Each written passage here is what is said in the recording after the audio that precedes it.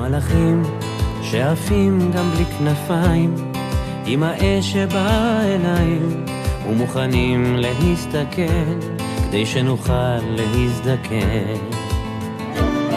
יש מלאכים לצד רובה תופסים גיטרה, שומרים על מדינה ששרה, על התקווה שמעלה תפילות בשעת הנעילה.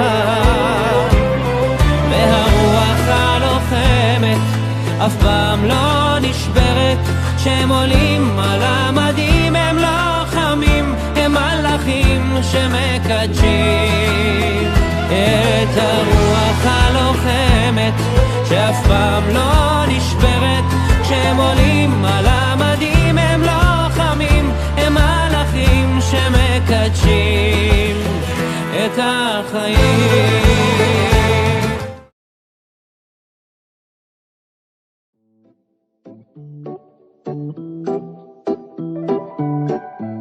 ההורים שלי הקימו את כוכב השחר. אני מרגישה שאימא שלי, השם ייקום דמה, מלווה אותי בכל פעולה שאנחנו עושים למען יישוב הארץ. בהתחלה הגענו למעוז אסתר, כמה חודשים אחרי שמשפחת רונן עלתה לשם. היינו שם ממתי שהבן שלי היה בן שנה עד שהוא עלה לכיתה א', עם שנה באמצע שעשינו הפסקה. זה היה מאוד קרבי, הייתה תקופה שהרסו לנו פעם אחרי פעם כל איזה חודש. לאחר מכן עברנו למעלה שלמה, שם היה צורך לחזק את המקום. ברוך השם זכינו לקחת בזה חלק, והרגשנו שהמקום כבר התייצב ופורח מעצמו, ושאפשר לעשות את הצעד הבא, להמשיך ולקדם את יישוב הארץ. חיפשנו איפה אפשר בקרבת מקום אלינו, איפה ביכולות שלנו.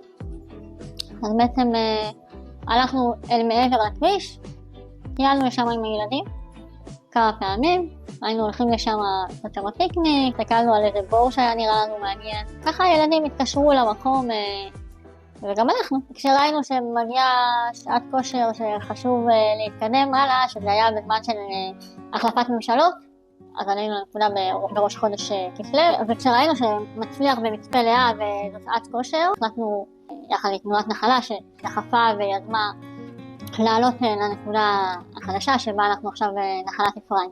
תנועת נחלה חיפשה נקודה שהיא נקודה אסטרטגית. בעצם המקום פה הוא בין מלאכי השלום לבין כוכב השחר. זה בעצם מייצר רצף התיישבותי על הציר, וזו נקודה מאוד מאוד חשובה כי היא בעצם שולטת על מקור מים מאוד מרכזי. המעיין השני בגודלו בארץ ישראל מבחינת האספקט שלו. בהתחלה לא היו לנו מים טובים כמו שצריך. היה לנו גם בהתחלה בית קטן עם חדר אחד וסלון מטבח ששימשו גם כחדר שינה לילדים. אנחנו ברוך השם 8 ילדים, אבל ברוך השם זה שווה, זה מרגיש כחלק מעם ישראל במהלך כל כך גדול שכל הקשיים מתגמדים. ברוך השם זה ממש משמח לראות את הפירות כל כך מהר. זה מרגש לראות איך שבעצם יחד עם המועצה קם פה ממש יישוב מן המניין. זה מדהים להרגיש שאתה לוקח חלק בהיסטוריה הזאת, בדבר הגדול הזה.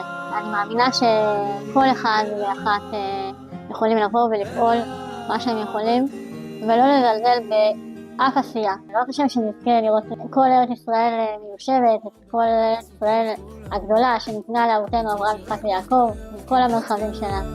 ואיזה טעם יש לך בפירות, ארץ ישראל את הכי יפה בעולם.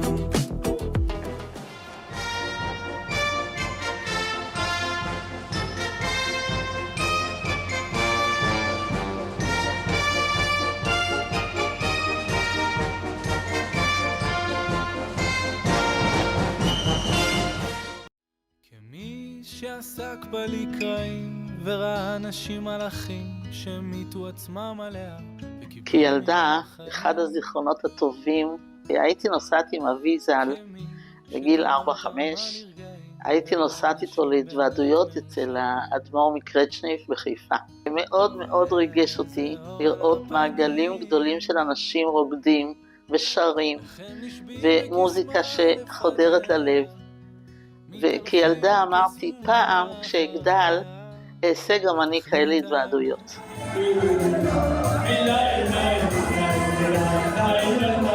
ברוך השם שחלום הילדות הזה לעשות התוועדויות כאן ביישוב התקיימו, ואני מאוד שמחה על שיתוף הפעולה של נשים, גברים שבאים, רוקדים, שרים, משתתפים בסעודה חגיגית. כשהגעתי לכוכב השחר הכרתי אישה מקסימה, הרבנית מלכה אלבה, זכיתי ללמוד איתה כמה שיעורי תורה, ואמרתי למה שלא נעשה פה שיעור גדול.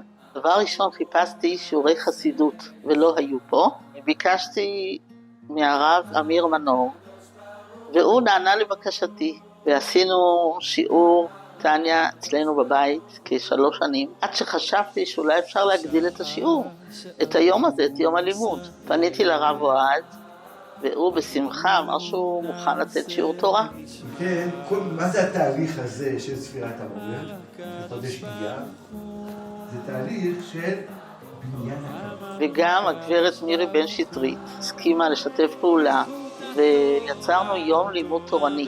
אנשים מאוד מאוד שמחות לבוא לשם, גם יש לנו ארוחה מפנקת ושיח נשים, זה תמיד בריא, וזהו, ברוך השם. עכשיו זה כמעט שנה שהיום לימוד הזה מתקיים. אחרי המלחמה הרגשתי צורך לשמח את האנשים שפה שנולדות. אמרתי שזאת תהיה התחדשות של אביב, קיץ, ואז התחלנו את יום הלימוד הזה. ראיתי שנשים מאוד רוצות ללמוד תורה ונוסעות מחוץ ליישוב, גם אני נסעתי לאור חיה ללמוד שם חסידות, וחשבתי אולי נעשה פה, בכוכב השחר, יום לימוד תורני. מורשת! מורשת! קהילת! אחרונים חביבים זה הילדים שלנו כאן. בשבת השנייה שהיינו פה, קיבצתי ילדים מהשכונה, אמרתי, כפי שנהוג בחב"ד, אומרים את 12 הפסוקים. גם לידע אותם את עניין של הבקשה לגאולה, בית המקדש ולמשיח. כל שבת נפגשנו ודיברנו על זה, והלוואי שתעלה שבעתם לשמיים ונזכה לבית המקדש השלישי, לרקוד שם ולשמוח.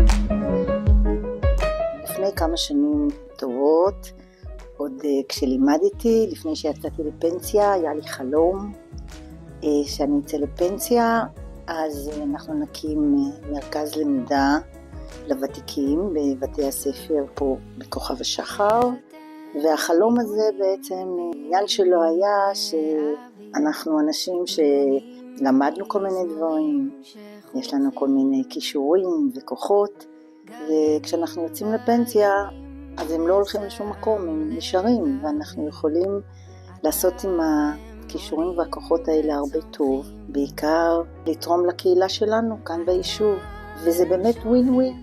אני חושבת שלנו המתנדבים יש הרגשה טובה של נתינה, שאנחנו יכולים כן להעביר הלאה דברים לתלמידים הצעירים, והתלמידים הצעירים מרוויחים שהם באמת מקבלים כל מיני דברים שהם לא היו מקבלים אילו המתנדבים היו באים.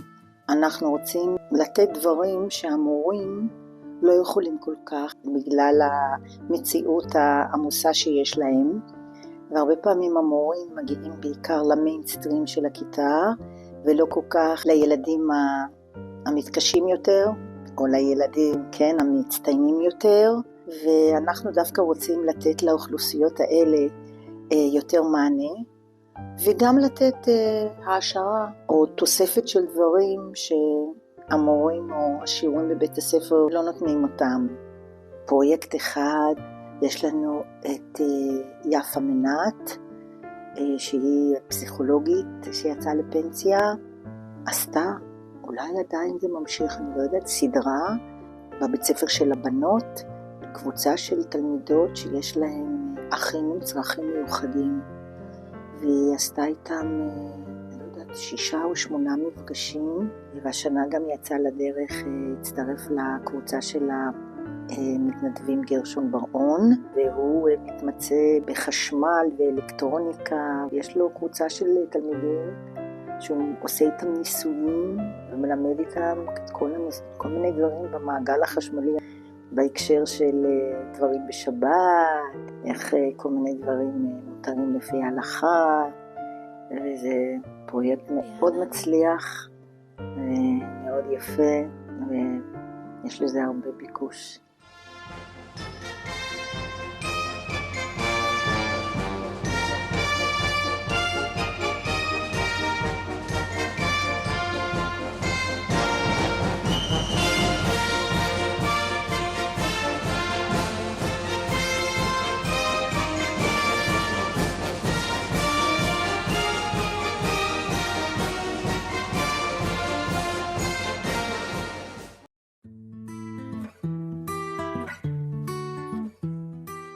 חיילים לא רוצים את הטייטל הזה של קב"ן, והם לא רוצים את הסטיגמה הזאת, והם לא רוצים בכלל להגיע לסיטואציה, אבל הם חייבים, הם צריכים את זה, הם זקוקים לזה, הם עברו משהו בנפש שלהם.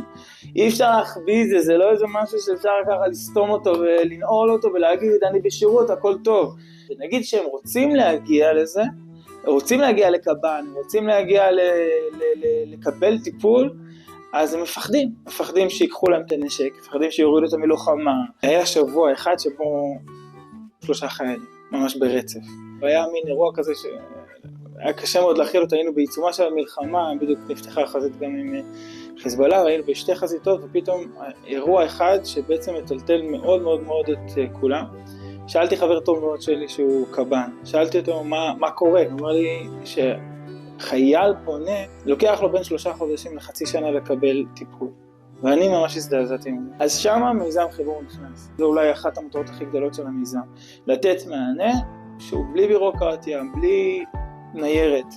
בן אדם בא, פונה, מאפיין את מה הוא צריך, מה תיאור הקושי שלו, פותחים פנייה ופשוט מחברים. הצלחנו להגיע למצב של חייל פנה אליי, תוך 14 דקות הוא קיבל כבר מענה. קיבלנו פידבקים א' מאוד מאוד מרגשים, גם מהמשפחות וגם מהחיילים עצמם. חייל שמילואימניק פוסט-טראומה כבר כמה חודשים לא יוצא מהבית, ופעם ראשונה שיצא מהבית זה היה בשביל הטיפול הזה. ברגע שאתה עושה בכלל פנייה, אתה מגיש פנייה, פתאום אתה רואה, אני רוצה לקחת, תביא לי אותו, כאילו מין, מתחילים לריב על החיילים, כאילו זה מדהים, ואז אתה רק צריך לבחור ולהתאים. זה באמת מרגש. הוקפצתי עם כל הגדוד ב-7 באוקטובר בשמחת תורה. נלחמנו 4.5 חודשים מכפר לכפר, מבית לבית, מחיפושי אמל"ח, מתקלויות, ממטענים. היה אירוע שממש טלטל אותי, שזה היה מטען ענק שהתפוצץ ממש קרוב אלינו, וכתוצאה מזה מהעדף קצת נפגעה לי השמיעה. אני עם טינטונים וצפצופים, יצאתי מהסבב מילואים של 4.5 חודשים הראשונים האלה, עם לא אותו בן אדם שהייתי, אם זה התבטא במופנמות יותר, בעצבנות יותר, בחוסר סבלנות, בהתקפי זעם, בחוסר יכולת לישון, ואחרי קצת זמן הובחנתי על ידי פסיכיאטר פוסט-טראומה. טיפלתי בעצמי חוות חוסן, אצל פסיכולוגים, אני עדיין מטופל, וחזרתי ברוך השם לשרת, ואני עדיין שומר על המדינה עד כמה שאני יכול, ואני אמשיך לעשות את זה כל עוד אני יכול. להשאיר את המצב כמו שהוא ולהגיד הזמן יעשה את שלו, לא נכון, הוא לא יעשה את שלו, הוא יעשה את שלו, אבל מה שהזמן יעשה זה בעצם לקחת ולהדחיק, להגיד לא מרגיש, לא מדבר, רק שכלי.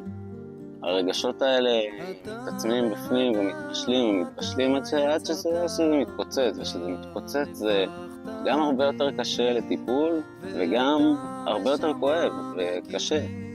לך, לסובבים אותך, לילדים, כאילו כל המעגלים שסביבך. זה שהמצב כיום גרוע לא אומר זה לנצח, זה רק המצב כיום.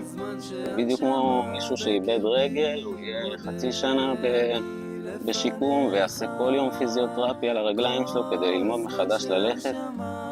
ככה בן אדם עם פגיעה נפשית צריך כל יום לטפל בעצמו ולראות איך הוא מחדש לומד ללכת עם הנשמה הפצועה שלו. ואפשר לרוץ עם הנשמה הזאת עוד בעתיד, אבל עם עבודה קשה ועם התמדה אפשר להשיג הכל. וזה עלינו, לא להרים ידיים, לעוף לשמיים, לקחת את הקשיים האלה ולהפוך את עצמנו לחזקים יותר בזכותם. שואלים אותי הרבה, רגע אתה פצוע, זה לא יכול להחריף את הפציעה, אתה ממשיך לעשות מילואים, שמישהו אחר יעשה. לכם ברע שרוצה להרוג אותנו, בזה של הדור שלנו שעומד עלינו לכלותנו, אז ברור שאם אני יכול אז אני אעשה הכל בשביל לעמוד נגד הרע הזה ולהגביר את הטוב בעולם. כי יש בך הכל.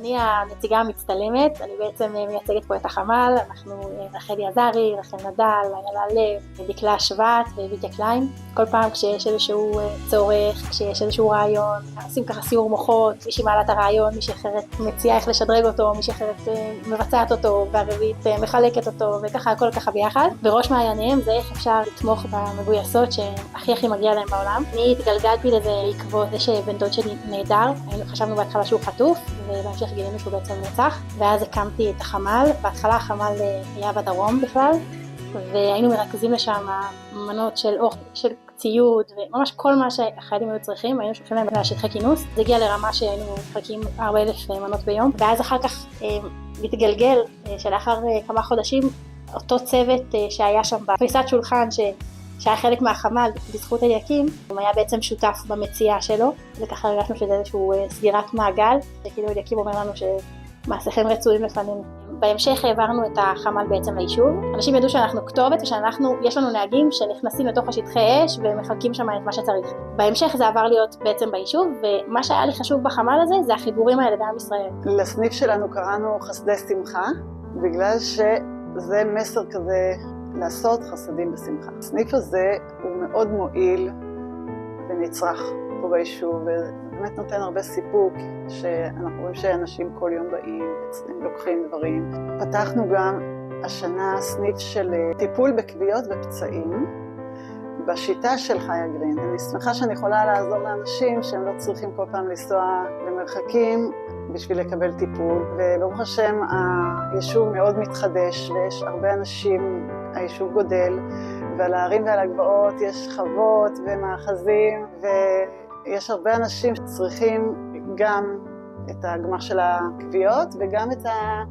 הסניף שלנו של השאלת ציוד רפואי. רציתי גם להודות לבעלי היקר שהיה שותף איתי לאורך כל הדרך. ברוך השם שזכינו ככה בתחילת המלחמה להקים כאן מטבח חסד ובישלנו בו גם לחיילים וגם לנשות המילואים. זה ממש מדהים, זה היה לראות את ככה את כוכב השחר, הרבה מאוד נוער של היישוב, הרבה מאוד נשים שהגיעו והתנדבו כאן. נסענו חברה שלי ואני ככה לחלק אוכל לחיילים בצפון, וזה היה ממש שהמלחמה התחילה והכבישים היו ממש אדומים, ותיאטרון נקודה טובה, משפחת חזן האלופים השאילו לנו את המרכבה הגדולה שלהם ככה לשים בה, נכנסו כל הסירים, אוכל מעל 1,000 חיילים. עכשיו הסבירו לי שירי נ"ט יכול להתביית עליך אם אתה נוסע מתחת ל-75-80. אמרו לי לא לנסוע פחות, ואני כזה בראש, אני אומרת לעצמי, מה עדיף, שישפך לי הקובה או ירי נ"ט? הלכתי בסוף על הקובה שישפך, ונסענו מאוד מהר, הייתי על 120-130 כל הדרך, עכשיו דרך שאני לא מכירה, עם כל מיני סיפורים כאלה, פתאום, והצלחנו ככה לצלוח אותה עם מזמור לתודה לאורך כל הדרך, והגענו לחיילים, והיו שם 250-300 חיילים, והגיעו, ירדו ככה חיילים מלאי בוץ מכל מיני נקודות שהם נמצאים באוהלים כדי לבוא ולאסוף אוכל. וזה באמת באמת היה שווה את זה מאוד. ברוך השם, השם שלח לנו ספר תורה שנכתב בפולין והוברח מסמרקנד לפני 100 שנה, ואנחנו זוכים בעוד שבועיים לעשות הכנסת ספר תורה, בשביל שבשבתות, כשיש לנו הרבה אורחים, אז יהיה כאן ספר תורה. לפעמים אתה צריך להיות החלק הזה שמחבר בין מה שרוצים לתת, לבין מי שרוצים וצריכים לקבל. אנחנו מודים להשם על הזכות באמת הגדולה שהייתה לנו להיות על הצומת דרכים הזה.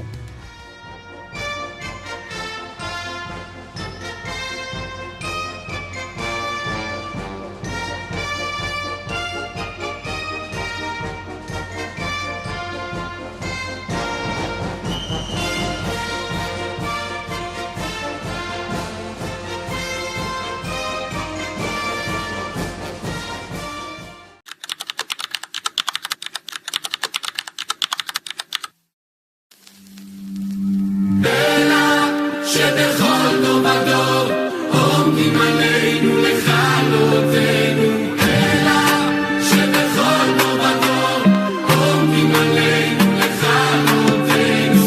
האויב הגדול שלי בחדר, זה בעצם אני. הכל בראש הם אמרו לי, אבל יש פה גם מישהו מולי. אני לא מוותר לעצמי, עליתי למעלה, עליתי שלב, אחד אחרי השני הם באו עליי, כיפה הם כולם עכשיו. מכה ועוד מכה, מזמין אתכם לקרב, הסוף כתוב מראש, אז תברחו עכשיו. מאמן את הנשמה, יש לי רעל בעיניים, באמונה שלמה, שהכל בא משמיים. עם דגל על הגב אני עומד פה מולכם, לימדו אותי שלא תמיד צריך לרחם, ויש בי עוד תקווה שנעשה פה תיקון, 2000 שנות גלות ולא עוצר הניגון. שבכל דור ודור עומדים עלינו לכלותנו, אלא שבכל דור ודור עומדים עלינו לכלותנו. אמרו כבר על דוד המלך לפני שיצא לכל קרב, היה מקשה את עצמו כמועץ ושומר על הלב שלו רחב. יש בי עם אהבה לכולם, ידעתי ימים כואבים, ואם מישהו יגיע לפגוע בי, אין בי מידת רחמים. נפלנו וקמנו, בנינו, איבדנו, היסטוריה של לופ אינסופי. פגענו, נפגענו, שמרנו, אהבנו, שנאנו אחד את השני. הבנים של המלך איבדו את הדרך, אז באו עליהם אויבים, הזכירו את מה שחשוב באמת, שכולנו אחים. עם דגל על הגב אני עומד פה מולכם, לימדו אותי שלא תמיד צריך לרחם, ויש בי עוד תקווה שנעשה פה תיקון, 2000 שנות גלות ולא עוצר הניגון. גם אם יבוא מבול, גם אם תבוא עד אלינו סופה, וגם אם האש תביא שוב עלינו בכעס מלחמה, מי שרוצה לבוא, שיבוא, שם יעזור.